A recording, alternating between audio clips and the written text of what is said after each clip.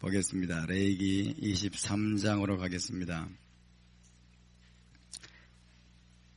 레위기 23장.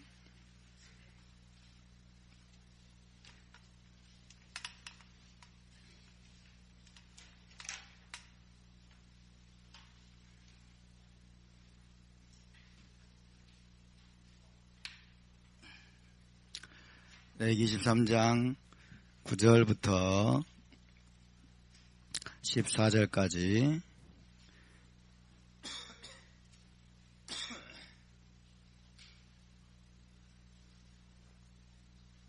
우리 한 목소리로 봉독합니다. 여호와께서 모세에게 말씀하여 이르시되 이스라엘 자손에게 말하여 이르라. 너희는 내가 너희에게 주는 땅에 들어가서 너희의 곡물을 거둘 때에 너희 곡물의 첫 이삭 한 단을 제사장에게로 가져갈 것이요 제사장은 너희를 위하여 그 단을 여호와 앞에 기쁘게 받으심이 되도록 흔들되 안식일 이튿날에 흔들 것이며 너희가 그 단을 흔드는 날에 1년 되고 흠없는 순양을 여호와께 번제로 드리고 그 소재로는 기름 섞은 고운 가루 10분의 2 에바를 여호와께 드려 화제로 삼아 향기로운 냄새가 되게 하고 전제로는 포도주 4분의 1 흰을 쓸 것이며 너희는 너희 하나님께 열무를 가져오는 그날까지 떡이든지 볶은 곡식이든지 생이삭이든지 먹지 말지니 이는 너희가 거주하는 각처에서 대대로 지킬 영원한 규례니라. 아멘. 오늘은 무교절 둘째 날입니다. 그렇죠? 무교절 둘째 날이고 초실절이죠. 초실절. 초실절은 무슨 날입니까? 보리의 첫 이삭 한 단을 하나님께 요제로 드리는 날이죠. 초실절. 자, 초실절 히브리어로 염하비쿠림이라고 합니다. 염하비쿠림. 그래서 보리의 첫 이삭 한 단을 하나님께 요제로 올려드리는 날이죠. 자, 염하비쿠림. 자, 비쿠르라는 히브리어가 여기서 나오고 있습니다. 비쿠르. 비쿠르라는 히브리어. 함께 볼까요? 비쿠르. 비쿠르. 비쿠르는 이제 단수형이고, 비쿠림 그러면 복수형이 됩니다. 비쿠르가, 초실이죠, 초실. 초실을 영어로 first fruit이라고 합니다. first fruit. 다른 말로 만물 이렇게도 이제 적어놨어요. 만물. 첫 번째, 물건이다. 만물. 비쿠르. 비쿠르라는 단어와 또 이 베코르라는 단어가 또 있죠. 비쿠르와 베코르는 자음이 똑같습니다. 비쿠르와 베코르는 자음이 똑같아요. 그래서 어떻게 보면은 비쿠르가 되고 어떻게 보면 베코르가 되죠. 따라서 베코르. 베코르. 베코르는 장자입니다. 장자. 맏아들. 그래서 초실과 장자는 연결이 돼 있죠. 초실은 제일 먼저 수확하는 곡식이 초실이고 장자는 제일 먼저 태어난 아들이 장자죠. 그래서 비쿠르와 베코르. 이 개념은 굉장히 중요합니다. 비쿠르와 베코르 개념. 그래서 이것은 토라에서 전부 다 여러분 메시아를 가리키는 표현입니다. 메시아를 메시아의 어떤 칭호다라고 할 수도 있겠어요. 메시아의 칭호. 메시아를 가리키는 표현이다. 메시아를 가리키는 표현이다. 그래서 이 초실절에는 보리의 첫 이삭입니다. 보리의 첫 이삭. 보리의 첫 열매. 보리의 첫 이삭 한 단을 그랬어요. 한 단. 이 단이라는 이게 오멜이라는 뜻이에요. 오멜.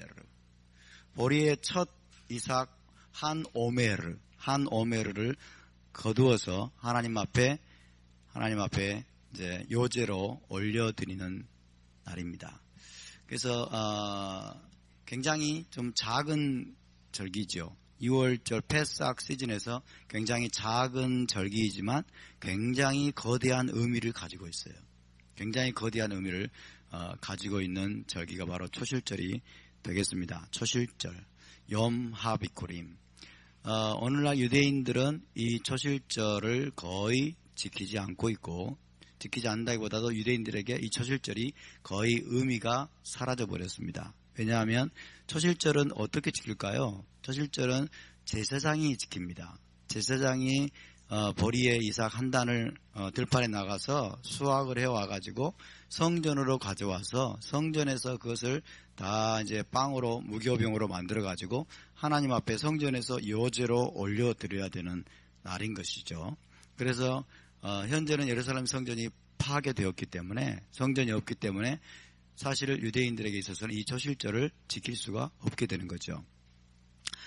보리의 첫 이삭 한 단을 성전에서 드려야 되고, 동시에 이제 희생제 코르반을 드려야 되는데 둘 다 할 수가 없는 거예요.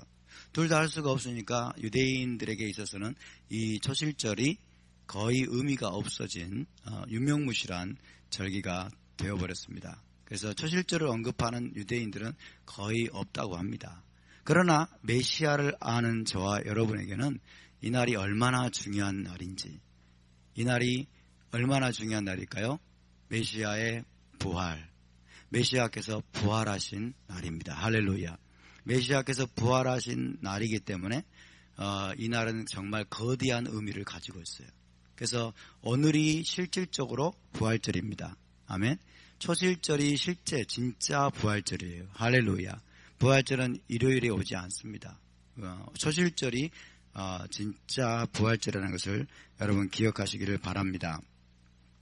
자, 이 첫 열매, 첫 열매라고 하죠. 첫 열매 초실 이렇게 말합니다. 첫 열매 초실이 왜 중요한가? 비쿠림이 왜 중요한가? 그죠? 비쿠림이 왜 중요한가? 이것은 첫째 것을 말하죠. 첫째 것이고 다른 말로 가장 좋은 것입니다. 첫째 것이 가장 좋은 거죠. 가장 좋은 것. 하나님 앞에 첫째 것, 가장 좋은 것을 먼저 드리라는, 하나님께 먼저 드리라는 것입니다. 그러니까 하나님이 이스라엘 백성들에게 이스라엘 땅을 기업으로 주십니다. 이스라엘 땅은 누구의 땅입니까? 하나님의 땅이죠. 그죠? 이스라엘 땅은 하나님의 땅인데 하나님의 땅을 기업으로 주셨을 때에 그 땅에서 나는 모든 곡식, 의 첫 것입니다. 첫 열매를 먼저 누구에게 드려라? 먼저 하나님께 드려라는 것이에요. 할렐루야. 먼저 하나님께 드려라. 자, 이스라엘 땅에서 나는 모든 곡식의 첫 열매는 보리입니다.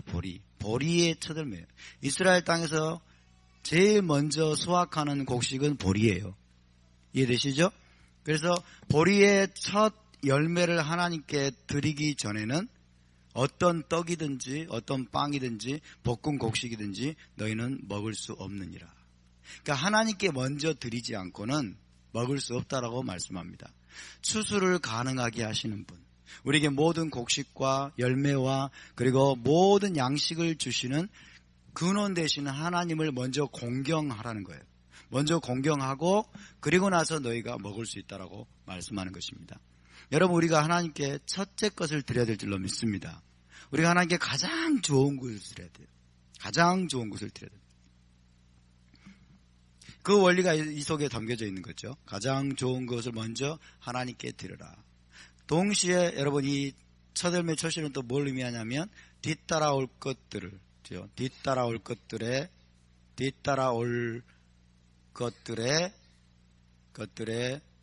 대표입니다. 뒤따라올 것들의 대표다는 거죠. 그러니까 첫 열매를 하나님께, 보리의 첫 열매를 하나님께 드린다고 하는 것은 무엇을 뜻하는 것일까요? 뒤따라오는 모든 것들을 하나님께 드린다는 거예요. 뒤따라오는 모든 것들도 하나님의 것임을 인정하는 것입니다. 뒤따라 모든 추수를 가능하게 하시는 분이 하나님이심을 인정하고 그분을 경외하고 그분을 공경하는 방식이 바로 첫 열매를 드리는 것입니다. 아멘. 여러분, 이 첫 열매를 드리는 원리를 여러분의 생활 습관으로 삼으시기를 바랍니다. 여러분이 새로운 사업을 하시거나 새로운 프로젝트를 하시거나 새로운 알바를 하시거나 새로운 그래서 종류의 수입이 들어오고 그럴 때 먼저 첫 열매를 여러분이 떼어서 하나님 앞에 드리는 것을 생활화해야 됩니다. 아멘. 그래서 그 모든 수입이 하나님께로부터 왔다는 것으로 인정하는 거예요. 11조는 당연하고 첫 열매를 먼저 떼어서 하나님 앞에 드리는 것을 우리가 늘 생활 습관화해야 됩니다. 아멘. 그래서 여러분, 우리의 모든 초실, 우리의 모든 첫 열매를 가지고 하나님을 경외하고 하나님을 공경하는 것이 저와 여러분 아름다운 신앙이 될 수 있기를 바랍니다. 할렐루야. 그래서 오늘 이 시간이 굉장히 중요한 것입니다. 그래서 첫 열매의 원리가 바로 여기에 있습니다. 그렇지만 여러분, 이것은 실제적인 차원의 의미고요. 실제적인 차원의 의미고, 하나님의 모든 여호와의 절기, 어제도 셔바 때 말씀드렸습니다만은 여호와의 절기 안에는 하나님의 구속의 계획이 다 들어있어요. 인류 구원을 향한 하나님의 마스터 플랜이 들어있다고 말씀을 드렸어요. 그죠? 인류 구원, 인류 구속을 향한 하나님의 마스터 플랜이 다 들어있다. 이 마스터 플랜을 누구를 통해서 행하셔요? 메시아를 통해서 행하시죠. 메시아. 그래서 여러분, 메시아에 의해서 메시아적인 사역의 예언적인 스케줄이다. 절기는 예언적인 스케줄이다. 그래서 이것이 굉장히 우리에게 중요합니다. 우리는 메시아를 만났고 우리 안에 메시아를 따르는 자들이고 우리는 메시아를 통해서 여러분 구원받은 자들이기 때문에, 그리고 메시아를 통해서 앞으로 하나님께서 구원의 계획을 완성하실 것이기 때문에 우리에게 있어서는 이 절기의 의미들을 아는 것이 너무너무 중요합니다. 메시아적인 사역의 예언적인 스케줄이다. 그래서 우리가 지금 공부한 것처럼 6월절, 6월절이 지나가고 무교절 첫째 날, 그리고 초실절 이렇게 진행이 됩니다. 자, 6월절은 뭘 나타냅니까? 메시아의 죽으심입니다. 이스라엘 백성들이 여러분 어린 양의 피로 애굽에서 나온 그것도 물론 맞고 그것은 실제적인 의미고 이제 메시아적인 차원의 의미예요. 6월절의 메시아의 죽으심이죠. 언제 죽으셨습니까? 니산월 14일에 메시아께서 죽으셨어요. 니산월 14일에. 무교절은 무엇입니까? 메시아의 장사되심. 그래서 무덤에서 뭐 하셨어요? 안식하셨죠? 메시아의 무교절 첫날은 큰 안식일입니다. 무덤에 장사되시고 안식하신 날이죠. 날짜는 니산월 15일. 큰 안식일이 언제 와요? 보름달이 뜨는 날에 옵니다. 할렐루야. 보름달이 뜨는 날에. 풀문. 보름달은 여러분 충만한 기쁨을 나타내죠. 그 다음에 초실절은 뭡니까? 스케줄이 메시아의 부활입니다. 메시아의 부활. 메시아께서 부활하신 날이 초실절이다. 이 날이 언제일까요? 니산월 16일. 니산월 16일이 초실절일까요? 자, 다시 한번 얘기를 보시겠습니다. 11절을 볼까요? 제사장은 너희를 위하여 그 단을 오메르요, 그 단을 여호와 앞에 기쁘게 받으심이 되도록 흔들되 안식일 이튿날에 흔들 것이며. 언제 흔들라고요? 안식일 이튿날, 샤밧 다음날 흔들어라. 샤밧 다음날 흔들어라. 이 안식일이 언제냐를 가지고 1세기 바리새인들과 사두개인들은 치열하게 논쟁을 했습니다. 이 안식일이 언제일까요? 바리새인들은 이 날이 언제라고요? 무교절 안식일이다. 절기 안식일. 무교절 안식일. 그러니까 언제라는 거예요? 무교절 15일이다.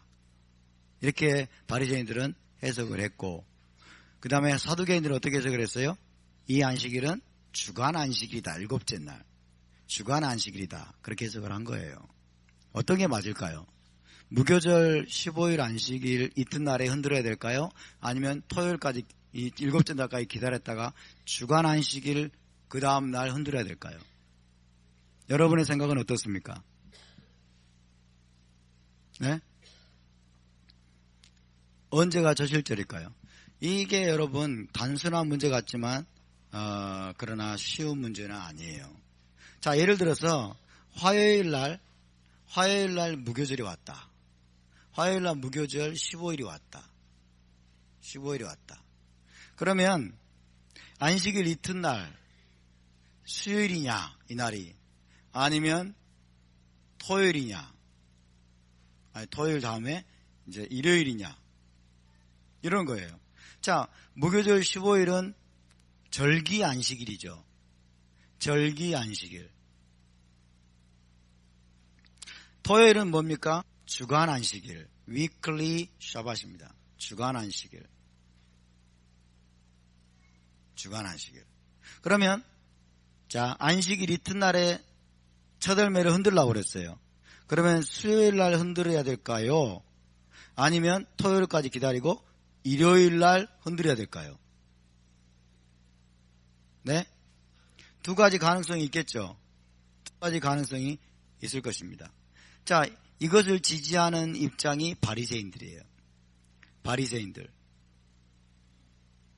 이것을 지지하는 입장이 누구예요? 사두개인들.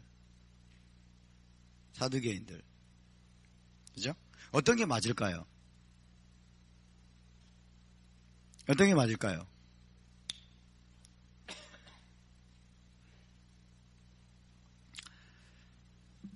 어떤 게 맞느냐를 알기 위해서는 유대의 이스라엘의 역사를 알아야 되겠죠. 1세기 당시의 역사를 알아야 될 것입니다. 바리새인들의 견해가 여러분 주된 견해였어요. 바리새인들의 견해가 대다수의 지지를 받는 견해였고 사두개인들의 견해는 주된 견해가 아니었습니다. 그래서 사두개인들의 견해에 따라서 절기는 지켜지지 않았습니다. 바리새인들의 견해에 따라서 해석에 따라서 절기를 지켰는데 예수와께서 여기에 대해서 이의를 제기하신 적이 있습니까? 없습니까? 예수와께서는 이의를 제기하신 적이 없고 사도 바울은 사두개인이었어요? 바리새인이었어요? 사두개인 자신이 바리새인이었어요. 바리새인들의 해석에 따라서 여호와의 절기를 사도 바울은 지키는데 아무 문제가 없었습니다. 그렇죠? 그러니까 우리 주님과 사도들은 바리새적인 전통에 따라서 바리새인들의 해석에 따라서 모든 절기를 지켰음을 믿으시기 바랍니다. 아멘. 브레티비의 정연호 교수님 나와가지고 이야기하시는 거 보니까 예수님도 바리새인이었다 이렇게 말씀하시더라고요. 예수님도 바리새인일 가능성이 높다. 그렇게 그럴 수 있습니다. 그러니까 왜냐하면 사두개인들은 이놈들은 죄송합니다만 세속적인 인간들이에요. 토라도 모르고 세속적인 인간들이에요. 세상에 여러분 물들어가지고 타락한 헬라적인 자들이고 로마 당국과 빌붙어가지고 성전 권력이나 장악하고 그래서 가야바나 이런 자들이 다 사두개인들이에요. 아주 못된 인간들이죠. 못된 인간들, 타락한 자들이에요. 그러나 바리새인들은 정말 토라를 나름대로 사랑하는 자들이었어요. 바리새인들의 상당수가 물론 위선적이고 그 다음에 종교적인 외식주의자들인 것은 사실이었습니다만은 그럼에도 불구하고 토라 공부에 열심을 내고 토라에 따라서 메시아를 기다리고 사모하고 여러분 메시아 왕국을 기다리는 그런 경건한 무리들이 바로 바리새인들이었습니다. 그래서 1세기 유대인들은 바리새인들의 해석에 따라서 여러분 오매를 계수하고 그 다음에 초실절을 지켰다는 것을 기억하시기 바랍니다. 아멘. 그래서 여기서 말하는 안식일 이튿날이 언제예요? 무교절 안식일 다음 날. 그래서 초실절은 항상 언제 시작된다? 초실절은 항상 언제예요? 니산월 16일이 항상 초실절이에요. 아시겠죠? 니산월 16일이 항상 초실절이라는 것을 기억하시기 바랍니다. 최근에도 제가 이메일을 받았는데 미국에 굉장히 영향력 있는 메시아닉 운동이고 단체인데 거기서 여러분 보내온 메일인데 내용이 내용이 문제가 있어요. 초실절의 문제에 대해서 문제가 있습니다. 자, 여러분, 이게 지금, 자,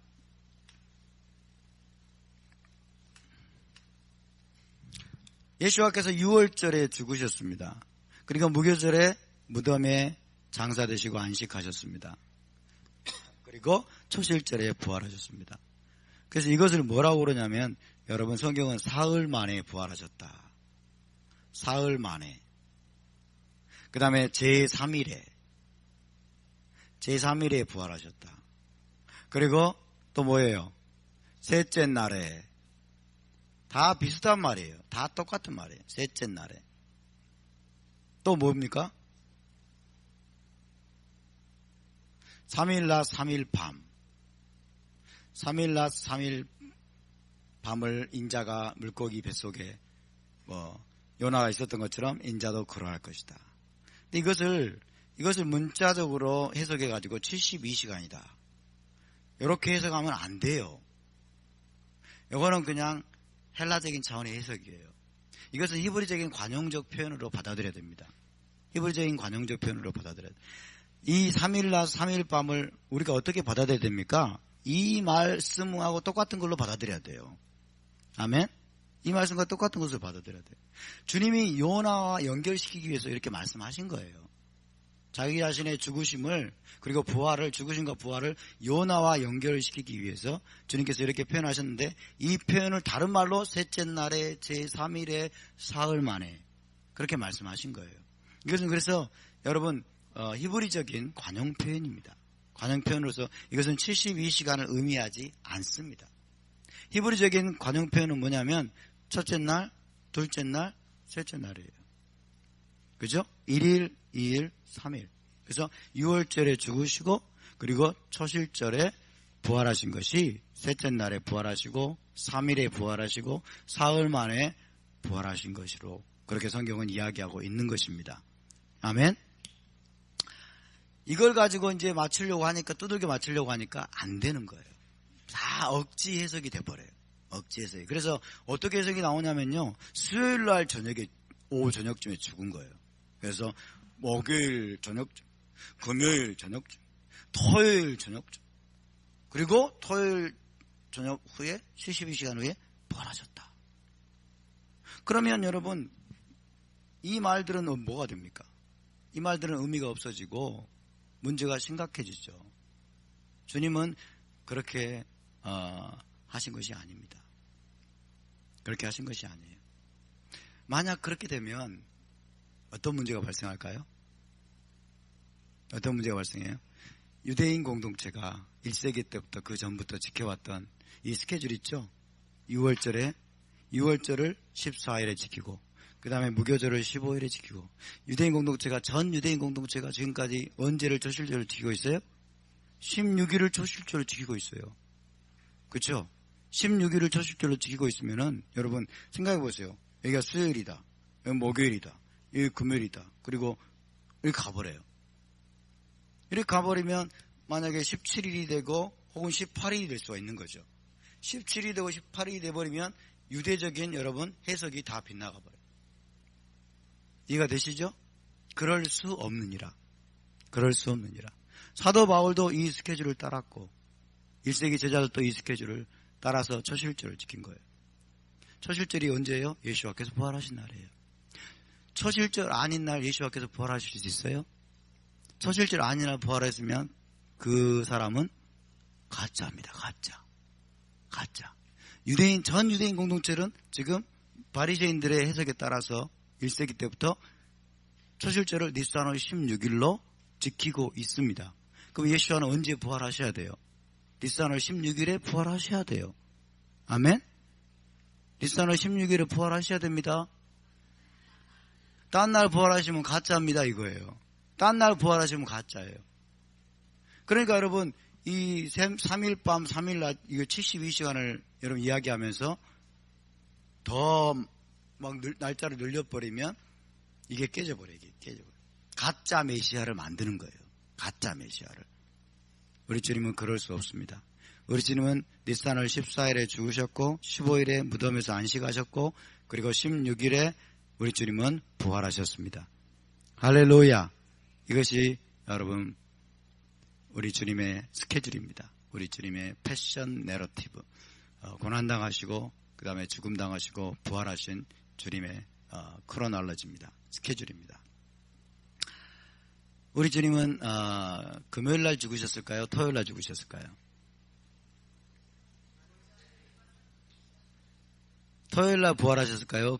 일요일날 부활하셨을까요? 예? 목요일날 죽으셨을까요? 금요일날 죽으셨을까요? 안 넘어가시네요. 안 넘어가시네. 예수와께서 죽으시고 그 다음에 안식하시고 무덤에서 그리고 부활하신 것은 요일과는 아무 관계가 없다. 요일과는 아무 관계가 없다. 무엇과 관계가 있어요? 유대력 날짜와 관계가 있다. 할렐루야. 유대력 날짜와 관계가 있어요. 니산월 14일에 죽으셨고 니산월 15일에 무덤에서 안식하셨고 니산월 16일에 우리 주님은 부활하셨습니다. 이것이 여러분 만약 다음 해로 넘어가게 되면 요일이 바뀔까요? 안 바뀔까요? 요일이 바뀌죠. 태양력 요일은 바뀝니다. 우리 주님은 태양력의 스케줄에 따라 죽으신 것이 아니에요. 유대력의 스케줄에 따라 죽으셨습니다. 아멘. 하나님의 캘린더의 스케줄에 따라서 우리 주님은 죽으시고 부활하셨음을 믿으시기 바랍니다. 그래서 로마 가톨릭이 여러분 콘스탄틴과 손을 잡고 예수님이 일요일날 부활했기 때문에 일요일날 부활하셨기 때문에 우리는 일요일을 작은 부활절로 지킨다. 지금 여러분 대부분의 목회자들이 그런 생각에 빠져 있어요. 일요일이 부활한 날이라는 거예요. 부활한 날. 그러니까 일요일 예배를 드리는 것은 매주 일요일을 작은 부활절로 지키는 것과 같다. 굉장히 그럴싸하죠. 저도 잘 모를 때는 와 멋지다 그랬어요. 와 멋지다. 매주 일요일 우리는 부활을 경험하네. 부활을 축하하고. 그런데 그게 거짓말이라는 거예요. 이게 가짜라는 게 가짜. 로마 가톨릭이 만들어낸 거짓말이에요. 왜? 예수님은 일요일에 부활한 게 아니기 때문에. 아멘? 그날 공교롭게 일요일과 겹쳤을 수는 있어요. 그 해에 공교롭게요. 금년에도 지금 초실절이 지금 일요일과 겹쳤잖아요. 그죠? 초실절이 일요일과 겹칠 수는 있지만은 일요일이 부활한 것은 아닙니다. 그 다음 해는 어떻게 돼요? 일요일의 기념이 될까요? 안 될까요? 일요일의 기념이 안 되는 거예요, 여러분. 그 다음에는 니산월 16일이 화요일이 될 수도 있고, 금요일이 될 수도 있고, 목요일이 될 수도 있는 거예요. 아멘입니까? 그래서 예수와께서 일요일에 부활하셨다고 하는 것은 여러분, 이건 진짜 대단한 거짓말입니다. 2000년 가까이 그 교회를 속여왔어요. 로만 가톨릭이, 이 바벨론 종교가, 바벨론 음료 종교가 2000년 가까이 교회를 속여왔어요. 우리가 다시는 속지 않기를 바랍니다. 속지 마시고 여러분 눈이 멀어있는 많은 분들을 여러분이 깨우시기를 바랍니다. 우리 주님은 성경에 분명히 나와 있잖아요. 절기라고 하는 이미 하나님이 정해주신 일반적인 스케줄에 따라서 우리 주님은 죽으시고 무덤에서 안식하시고 부활하셨음을 믿으시기 바랍니다. 범절기의 스케줄에 따라서 그분이 구속의 사역을 행하신 것입니다. 이제 우리 주님은 가을절기의 스케줄에 따라서 주님이 오실 것이고 구속을 완성하실 것이고 이스라엘 나라를 회복하실 것입니다. 할렐루야. 가을절기의 스케줄을 벗어나서 여러분 메시아께서는 재림하실 수 있을까요? 없을까요? 그럴 수 없느니라. 하나님이 하실 수 없는 일이 뭐예요? 그분의 말씀을 어길 수 없어요. 그분의 말씀을 어길 수 없는 것은 어기는 것은 자폭행위입니다. 그죠? 하나님이 자기의 말씀을 어겨버리는 건 자폭행위예요. 자살행위고 자폭행위예요. 너 죽고 나 죽자예요. 그죠? 너 죽고 나 죽자. 하나님은 자기 말씀을 한 번 입에서 나온 말씀을 어길 수 없어요. 맞습니까? 안식일이 일요일로 바뀌었다. 이거는 하나님이 만약 그렇게 하셨다면 이건 자폭행위죠. 그죠? 자기도 죽고 이스라엘도 죽고 다 죽이는 행위죠. 하나님은 그럴 수 없어요, 여러분. 우리 주님은 가을절기의 스케줄에 따라 오실 것입니다. 가을절기의 스케줄에 따라 여러분 공중에서 나팔이 울려 퍼질 때 우리 주님이 하늘에서 나타나실 것입니다. 아멘. 그렇기 때문에 가을절기가 우리에게 너무 중요하고 여호와의 절기가 우리에게 너무나 중요합니다. 할렐루야.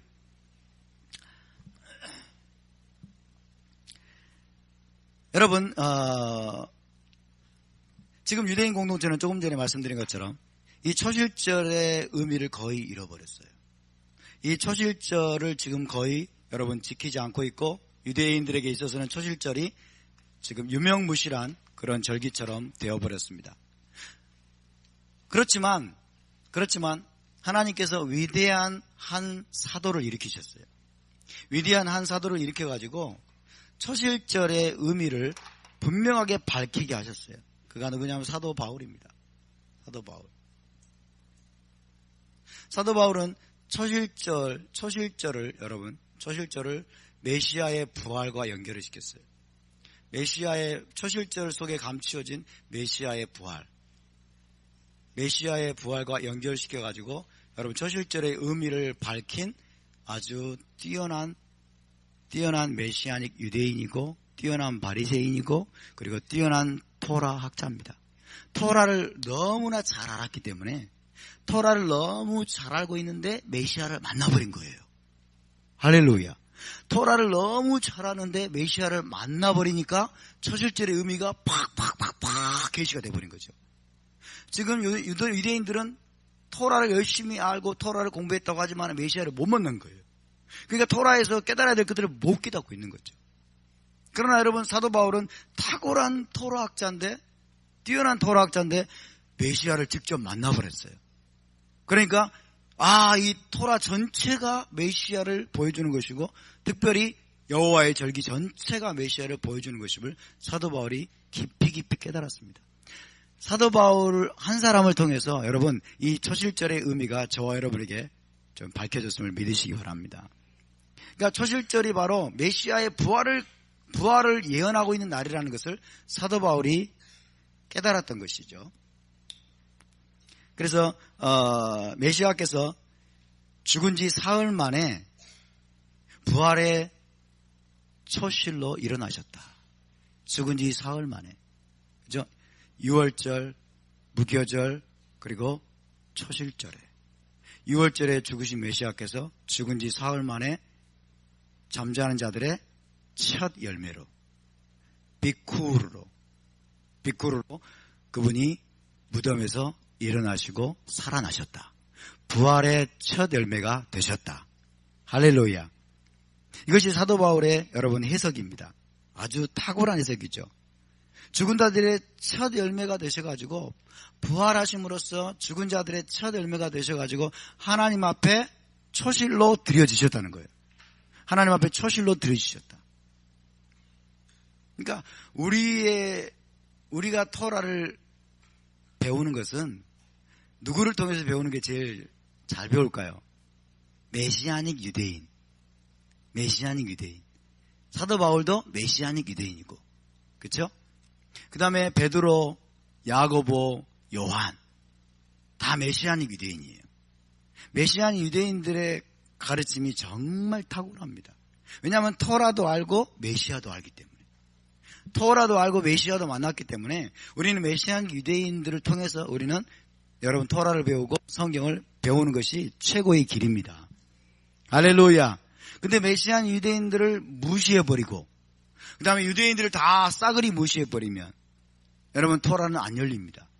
히브리 관점은 열리지 않습니다.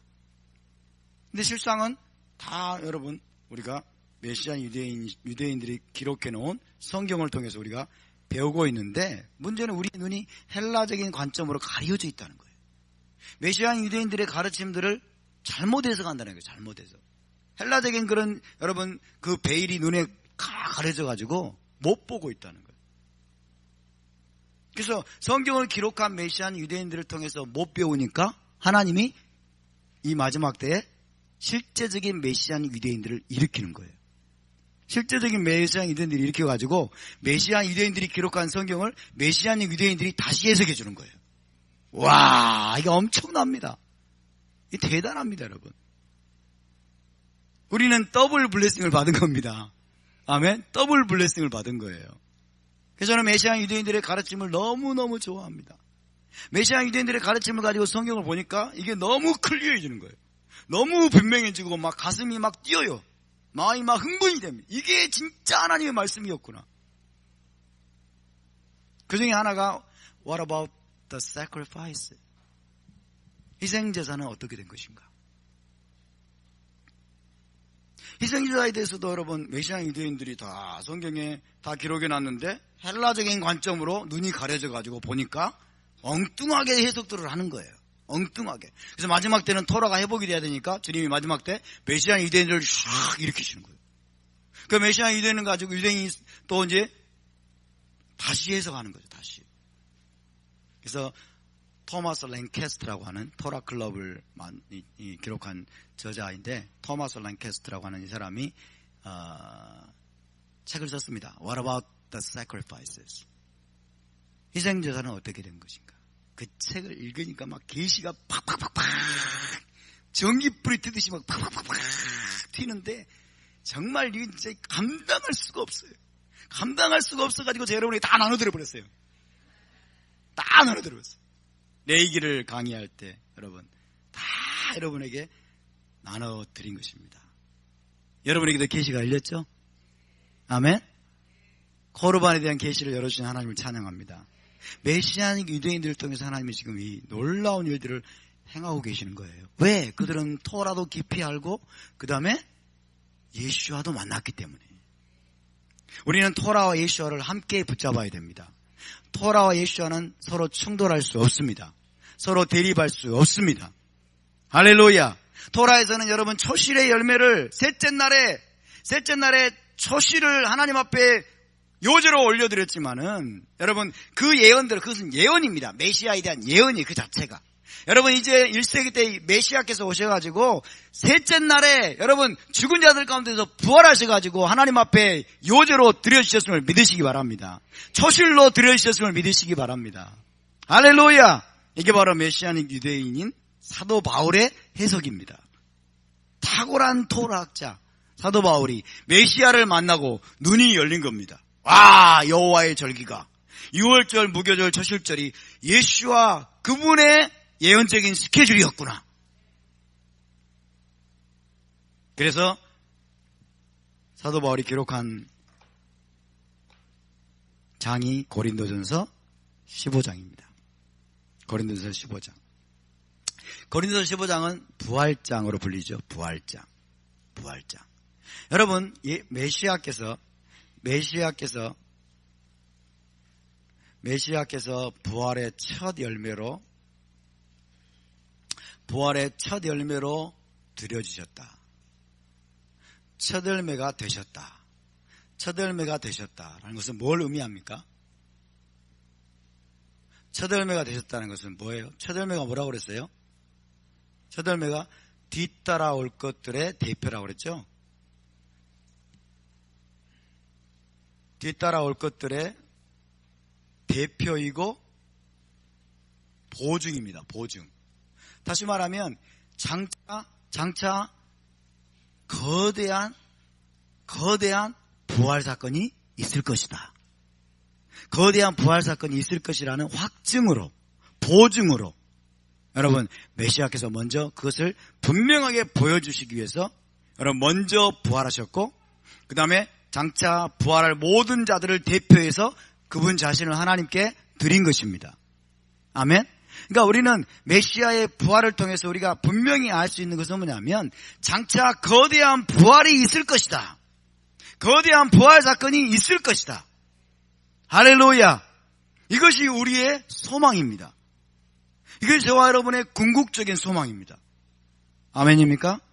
그래서 우리가 이 시간에 간략하게 고린도전서 15장을 좀 살펴보겠습니다. 사도행전 15장 다 살펴볼 시간은 없고요. 간략하게나마 좀 살펴보려고 하는데 왜냐하면 우리의 모든 소망이 바로 여기 있기 때문에 죽음으로부터의 부활, 죽은 자로부터 우리가 부활하는 것, 부활의 몸으로 메시아 왕국에 들어가는 것, 이것이 우리의 궁극적인 소망입니다. 고린도전서 15장 봅시다. 고린도전서 15장 부활장입니다. 부활장인데 메시아의 부활에 대해서 그리고 죽은 자들의 부활에 대해서 사도 바울이 기록한 유대 랍비적인 미드라시예요. 유대 랍비로서 기록해 놓은 미드라시, 사도 바울의 영적인 해석이고 탁월한 해석입니다. 고린도전서 15장 3절부터 보겠습니다. 내가 받은 것을 먼저 너희에게 전하였노니 이는 성경대로. 답사, 성경대로. 사도 바울이 지금 말하는 성경은 신약 성경일까요, 아닐까요? 사도 바울은 신약 성경을 가지고 있어요, 안 가지고 있어요? 신약 성경이 아닙니다. 사도 바울이 말하는 성경은 토라와 선지서예요. 토라와 선지서. 성경대로 마시아께서 우리 죄를 위하여 죽으시고, 이것은 6월절이죠. 그죠? 이 메시아께서 우리 죄를 위해서 죽으실 것이라고 하는 예언이 6월절입니다. 그것이 6월절의 예언이에요. 그 다음에 장사 지낸 바 되셨다가, 이것은 뭐예요? 무교절. 그리고 성경대로, 또 성경대로입니다. 사흘 만에 다시 살아나사. 사흘 만에 메시아께서 다시 살아날 것이다 라는 성경의 예언이 있습니까, 없습니까? 있습니다. 일단은 초실절, 그죠? 초실절이 그 자체가 하나의 예언이고, 그리고 호세아서에 보면 사흘 만에 일으키실 것이다, 그런 말씀이 있어요. 그래서 3이라고 하는 숫자가 토라에서 뭐예요? 부활의 숫자입니다. 3이라고 하는 숫자는 부활의 숫자예요. 사흘 만에 다시 살아나사 게바에게 보이시고 12 제자에게와, 그러면서 8절에 맨 나중에 만삭되지 못하여 난 자 같은 내게도 보이셨느니라. 바울에게까지 주님이 나타나셨어요. 부활의 증인들을 주님께서 다 세우셨습니다. 여러분, 예수와께서 부활하신 다음에 한 사람 한 사람을 찾아가서 만나셨는데 아무나 만나주지 않으셨어요. 아무나 만나주지 않고 어떤 자들을 만나셨냐? 부활의 증인 될 자들을 주님이 만나주셨어요. 할렐루야. 부활의 증인들을 주님이 위임하시는 사건이었어요. 그래서 12 제자들을 주님이 만나주시고, 사도 바울도 만나주시고, 그 다음에 야고보는 누굽니까? 주의 형제 야고보를 만나주시고, 그 다음에 500여 형제를 만나주셨던 500여 명 앞에 나타나셨어요. 500여 명 앞에 나타나셔가지고 이제 자신이 부활하셨음을 여러분 보여주신 겁니다. 지금 이렇게 보여준 사건이 뭐예요? 부활의 증인으로 세우시는 겁니다. 부활의 증인으로. 아멘? 여러분, 가룟 유다가 예수와를 배신하고 여러분 나중에 자살해 죽었어요. 그 가룟 유다의 빈자리를 채울 때 하나의 조건이 뭐였어요? 부활의 증인이 될 자였어요. 부활의 증인. 다시 한번 부활하신 주님을 만난 자여야만 돼. 이해되십니까? 부활의 증인. 그래서 잘 생각해 보세요. 부활이 얼마나 중요한지. 그러니까 1세기 사도들은 계속해서 뭘 전했어요? 예수와의 죽으심을 물론 전했습니다. 메시아의 죽으심과 더불어서 여러분 부활의 증인들이었어요. 그분이 사흘 만에 부활하셨다. 부활하심으로 말미암아 여러분 뭐예요? 메시아 되심을 확증하셨다는 거예요. 그분이 이스라엘의 메시아로 오신 분이 확실하다는 것을 부활하심으로 말미암아 여러분 확증하셨다는 것입니다. 그것을 전했어요. 1세기 제자들은 메시아의 부활을 전했습니다. 아멘? 왜냐하면 왜 부활을 전했을까요? 왜 부활을 전했을까요? 1세기 유대인들이 부활의 때를 기다리니까. 그렇죠? 부활의 때를 기다리고 부활의 때를 갈망하고 있으니까 여러분 그 부활하신 주님을 전한 겁니다. 아멘입니까? 부활에 관심이 없어. 부활에 관심이 없고 부활을 믿지도 않아. 부활에 대해서 생각도 하지 않고 믿지도 않고 갈망하지도 않고 아무 관심이 없는 자들에게 부활을 대해서 떠들면 이게 먹혀 들어가 안 먹혀 들어가요? 안 먹혀 들어가는 거예요. 여러분 1세기 신자들이 1세기 유대인 공동체들이 여러분 부활의 때를 갈망했던 것처럼 저와 여러분도 부활의 때를 갈망해야 될 줄로 믿습니다. 부활의 때가 우리의 소망이 되야 될 줄로 믿습니다. 그리고 우리가 이 마지막 때에 교회 가운데 성도들에게 전해야 될 복음은 여러분 부활의 복음인 줄 믿습니다. 우리는 다시 부활을 전해야 됩니다. 할렐루야. 1세기 제자들은 다 부활의 증인들이었어요. 부활을 전하는데 생명을 걸었습니다. 예수와의 죽으심과 예수와의 부활을 전했습니다. 왜냐하면 육체의 부활을 통해서 우리를 메시아 왕국으로 데려가실 분이라는 거예요. 죽은 자의 부활을 통해서 우리를 메시아의 왕국으로 데려가실 분이 바로 예수아다라는 것을 전했던 것입니다. 1세기 신자들은 1세기 유대인 공동체는 전부 다 메시아 왕국을 기다렸어요. 전부 다 메시아 왕국을 기다렸고 이스라엘 나라가 회복될 것을 기다렸고 메시아가 다시 오심으로 말미암아 메시아 왕국으로 부활의 몸으로 우리를 데려갈 것을 기다리고 있었습니다. 할렐루야. 그런데 1세기 시대들은 바로 그분이 나타나셨다 하는 거예요. 바로 그분이 나타나셨다. 그래서 메시아의 부활을 여러분 증거한 것입니다. 오늘날 성도들은 메시아의 부활을 머리로는 알고 있지만 왜 부활해야 되는지, 왜 부활을 소망해야 되는지 다 잃어버렸어요. 왜요? 헬레니즘 때문에. 헬레니즘 때문에.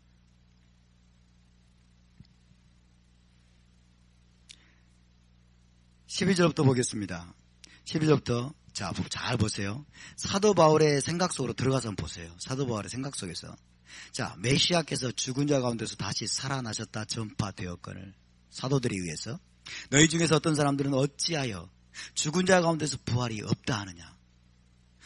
여러분, 너희 중에서 어떤 사람들은 어찌하여 죽은 자 가운데서 부활이 없다 하느냐. 누가 이런 말을 하겠어요? 네?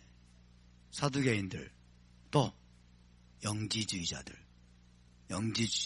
헬레니즘에 물든 자들, 헬라적인 사상에 물든 신자들, 이런 자들이죠. 그런 자들이 죽은 자 가운데서 부활이 없다고 하는 거예요. 여러분, 헬레니즘은, 영지주의는 무엇만을 추구해요? 영적인 세계만을 추구합니다. 영적인 세계. 그러니까 이들은 육신을 더럽다고 여기는 거예요. 이 물질계를 더럽다고 여겨요.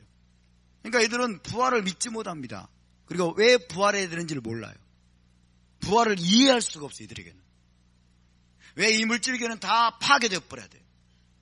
인간의 육신은 다 나중에 사라져 버려야 되고, 빨리 육신의 감옥으로부터 우리 영혼이 빠져나와가지고 저 우주 너머 어딘가에 있는 영혼의 처소로 돌아가야 돼. 이게 헬라적인 사고고 이게 영지주의자들의 사고예요. 그게 교회 안에 여러분 누룩처럼 2000년 동안 들어와가지고 성도들 안에 자리를 잡았습니다. 그러니까 죽으면 천당 갈라만을 간절히 기다리고 영혼의 처소에 있는 어딘가만 지금 가려고 하니까 이 육신의 부활을 믿지 못하고 그리고 알고 싶지도 않고 이해할 수도 없는 거예요. 죽은 자의 부활을 안전합니다. 그래서 만일 죽은 자의 부활이 없으면 13절 만일 죽은 자의 부활이 없으면 메시아께서도 다시 살아나지 못하셨으리라. 바꿔 말하면 뭘까요? 메시아께서 다시 살아나신 것이 무엇을 증거한다? 죽은 자의 부활이 있을 것을 증거한다는 거예요. 죽은 자의 부활이 있습니다, 여러분. 할렐루야. 14절 메시아께서 만일 다시 살아나지 못하셨으면 우리가 전파하는 것도 헛것이요 너희 믿음도 헛것이며. 할렐루야. 여러분, 메시아께서 부활하지 않았더라면 그리고 앞으로 죽은 자의 부활이 없다면 우리가 전파하는 것은 헛것입니다. 제가 이 앞에서 토라에 대해서 떠드는 것도 헛것이에요. 우리가 부활하지 못한다면, 죽은 자 가운데서 부활이 없다면, 메시아께서 부활하신 것이 다 가짜고 거짓말이라면, 여러분, 우리가 전파하는 것, 우리가 믿는 것, 세상에서 지금 우리가 죄를 다 피하면서 지금 토라에 순종하려고 하는 것 다 헛되고 헛된 거예요. 여러분, 죽은 자의 부활이 우리의 소망인 줄 믿으시기 바랍니다. 그것을 확증하시기 위해서 메시아께서 다시 살아나신 것입니다. 15절 또 우리가 하나님의 거짓 증인으로 발견되리니 우리가 하나님이 메시아를 다시 살리셨다고 증언하였습니다. 만일 죽은 자가 다시 살아난 일이 없으면 하나님이 마시아 그를 다시 살리지 아니하셨으리라.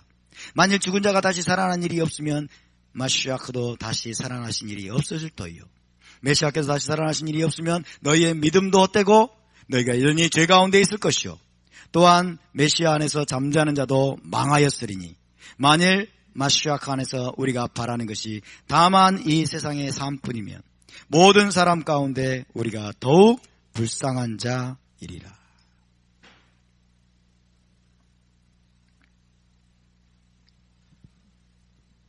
여러분, 주님께서 왜 부활하셨어요?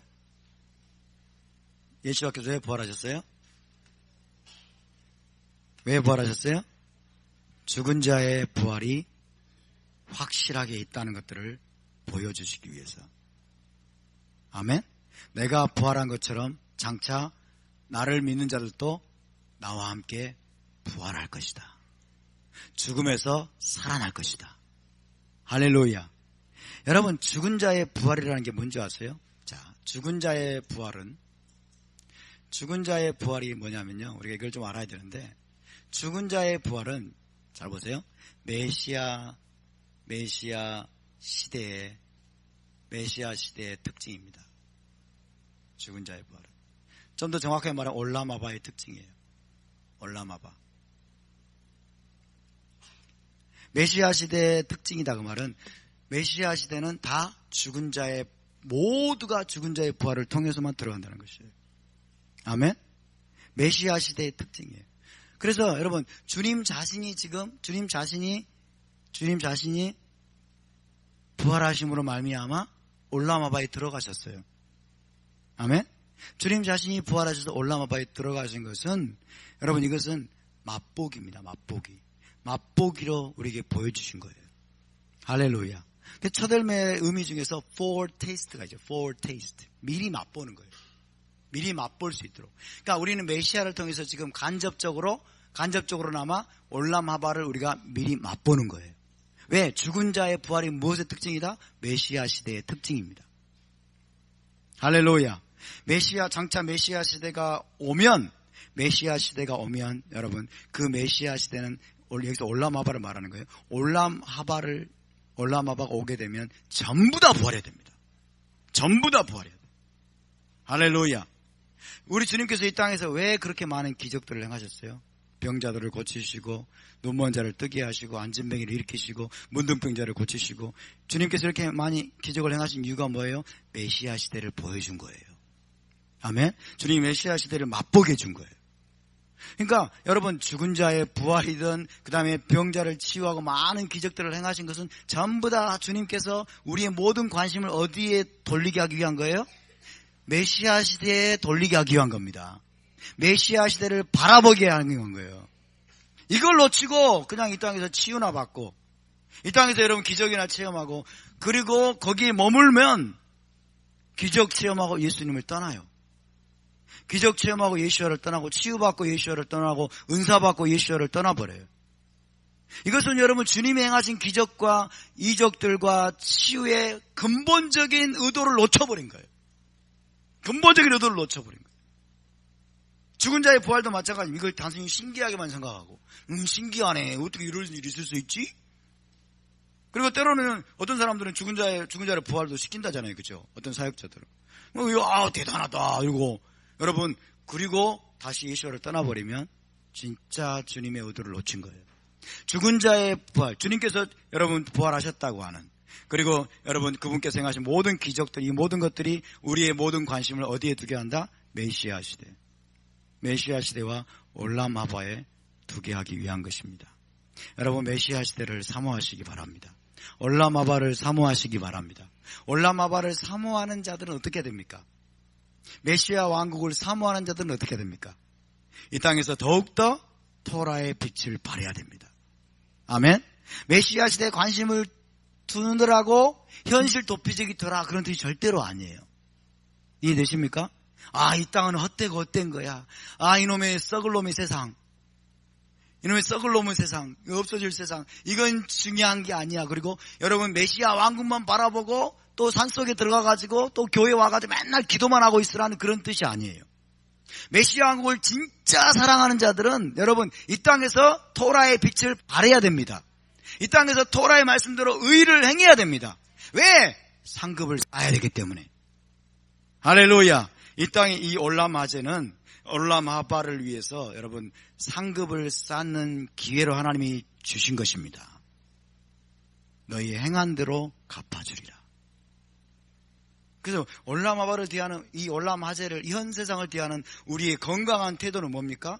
현실 도피적이 되지 말고, 단순히 금욕적이 되지 말고, 염세주의에 치닫지 말고, 어떻게 하는 거예요? 토라의 말씀을 가지고 이 세상을 변화시키는 겁니다.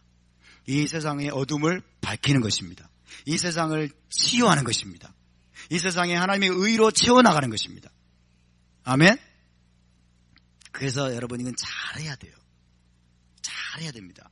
잘못하면 어떻게 될까요? 세상에 붙잡혀버려요. 세상에 빠져버려요. 적극적으로 세상을 살고 세상 속으로 들어가고 세상에서 빛을 발하라고 했더니 세상에 미혹돼 버려. 이거는 여러분 거대한 태스크예요. 이건 아무나 여러분 할 수 없는 거예요. 먼저 우리가 무장이 돼야 됩니다. 철저하게. 토라의 말씀으로 우리가 무장돼야 됩니다. 철저하게 토라의 말씀으로 말씀이 우리 안에 가득가득 채워야 되고 우리 하나님의 의도를 분명히 깨달아야 돼요. 우리 안에 그분의 빛이 가득해야 됩니다. 우리 안에 그분의 의의 시스템이 가득해야 됩니다. 그래야 세상의 어둠을 밝히죠. 그래야 세상에 여러분 죄악들을 우리가 의로 바꿔나가죠. 나도 준비가 안 됐는데, 나도 여러분 준비가 안 됐고, 나도 토라도 모르고, 나도 하나님의 의도도 모르는데 세상으로 가라고 그랬어 목사님. 그렇게 세상 막 들어가. 그건 여러분 세상으로 들어가가지고 세상의 어둠에 다 붙잡혀버려요. 준비가 안 되면.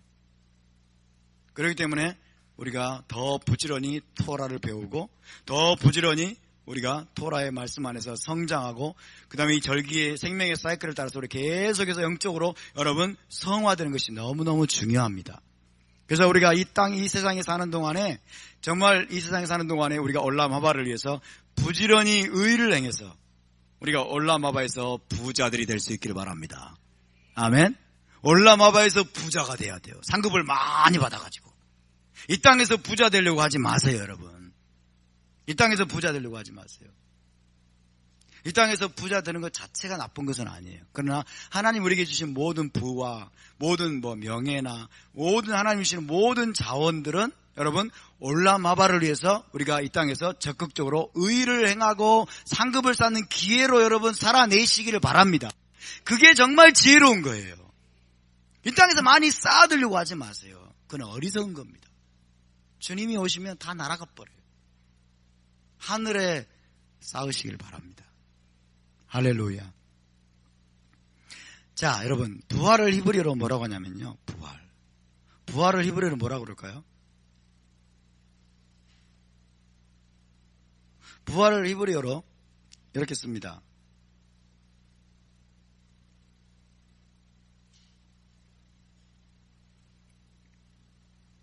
모음까지 써드릴게요. 오늘 친절하게.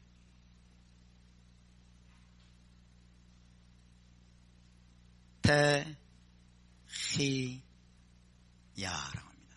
테히야. 따라서 테히야.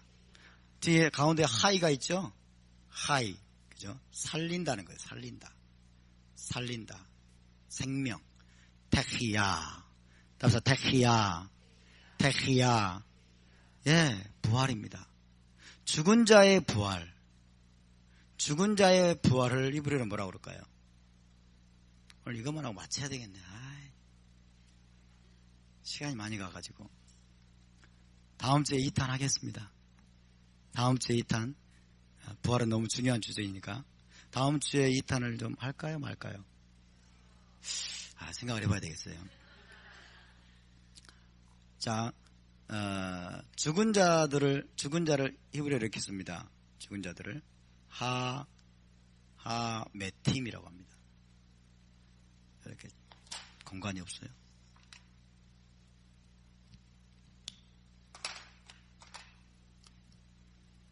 자, 하메팀.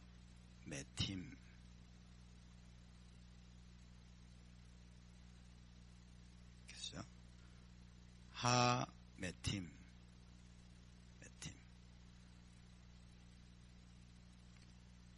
죽은 자들 메팀. 매트가 죽은 자예요. 매트. 무트 죽다. 모트. 이렇게죠. 하메팀 그러면 죽은 자들입니다. 따라서 하메팀. 그래서 죽은 자의 부활 그러면 이제 앞에 이렇게 씁니다.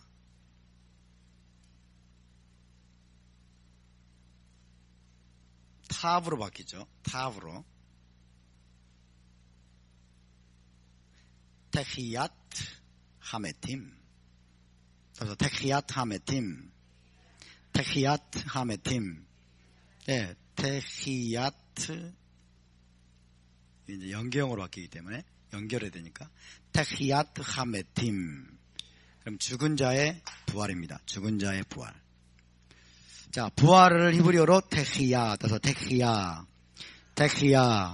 죽은 자의 부활, 테히아트 하메팀, 테히아트 하메팀.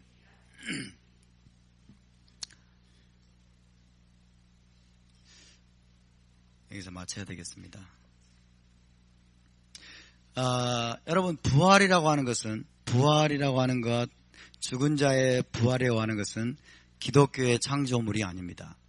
기독교의 창조물도 아니고 신약 성경의 창조물도 아닙니다. 부활, 죽은 자의 부활은 어디서부터 근원합니까?